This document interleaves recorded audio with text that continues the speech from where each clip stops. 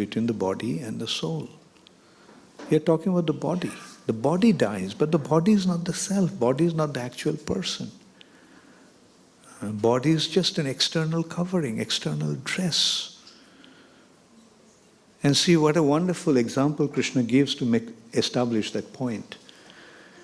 Arjun, there was a time when you had a child's body. Then you had a young man's body. In this way, the body is changing continuously. But in spite of the change of the body, did you change?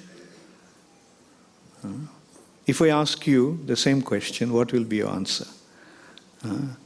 Like all of you had a 5-year-old body. How many of you had a 5-year-old body? All of you had. That little baby body that you had when you were 5 years old, is that body still there? The body has gone through the changes of 5 to 10 to 15 and so forth.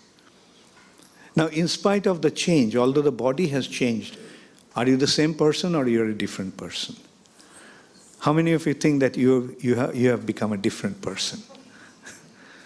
How many of you think that you remain the same?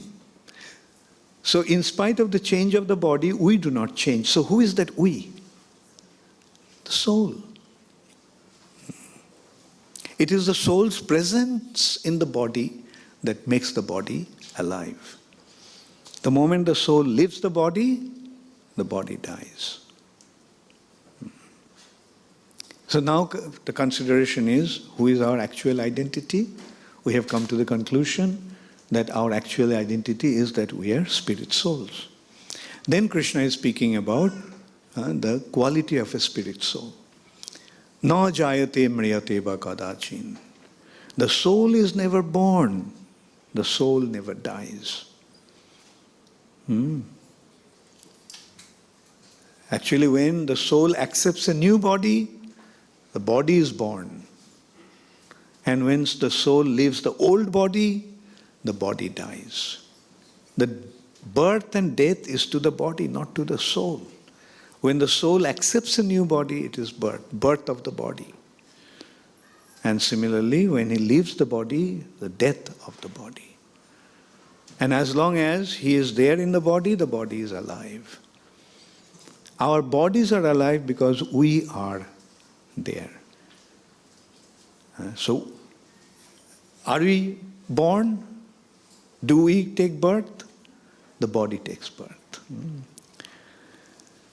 And similarly, are we going to die?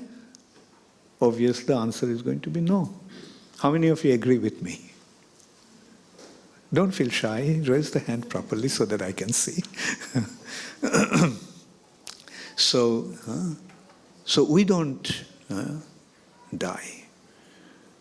It simply transmigrates from one body to another body. Therefore, one who is situated in the knowledge, Krishna is saying, dhiras tatra na muhyati. A personality who is situated in knowledge, he never laments, he never gets bewildered. And then Krishna is giving the characteristic of the soul, the nature of the soul. No, that the soul, nainang chinnanti shastrani. Arjun, you are thinking of killing your grandfather, killing your teacher, killing your brother, and so forth.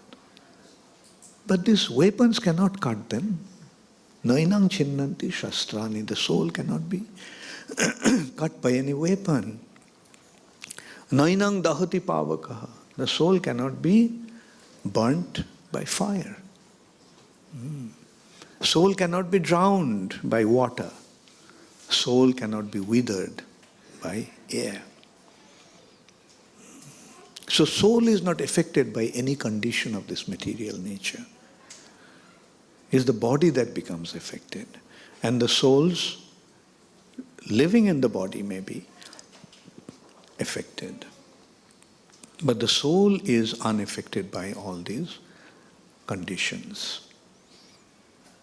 So in this way, Krishna establishes the immortality and indestructibility of the soul. That's the first thing that Krishna establishes in Bhagavad Gita. What is our real identity? Are we this body or we are spirit souls? If we become situated in our spiritual identity, then we transcend all these bodily conditions. So much effort is being made to become immortal, not to die. So many research, so many efforts are being made. So much money is being spent to not to die. But will they ever be successful? No. But now you just consider what you discussed about for last 5 minutes. What conclusion did he come to? Are we this body? How many of you agree that you are not your body? How many of you agree that you are a spirit soul? Now, does the spirit soul die? How many of you agree that the spirit soul doesn't die? Okay, now let's make a simple equation. You are a spirit soul. The spirit soul doesn't die. So what will be the conclusion? Will you die? Are you immortal? So it's just a matter of recognizing our real identity and we will achieve immortality.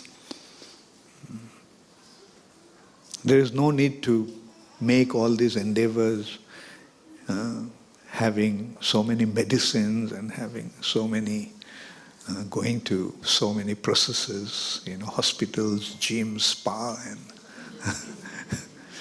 just become situated in the proper understanding and you will achieve immortality. And that's what the Vedas are pointing out. Tamaso ma jyotir gamayo, mrittur ma amritam gamayo. From the world of darkness, from the region of darkness, enter into the world of light. From the region of mortality, from the region of death, enter into the region of immortality. So we are Amritasya Putra. We all are children of immortality. Shrinnantu Vishwe, declare boldly in this world that you all are the children of immortality. So that is the wisdom that the Vedas are giving. That is the wisdom that Srimad Bhagavad Gita is imparting.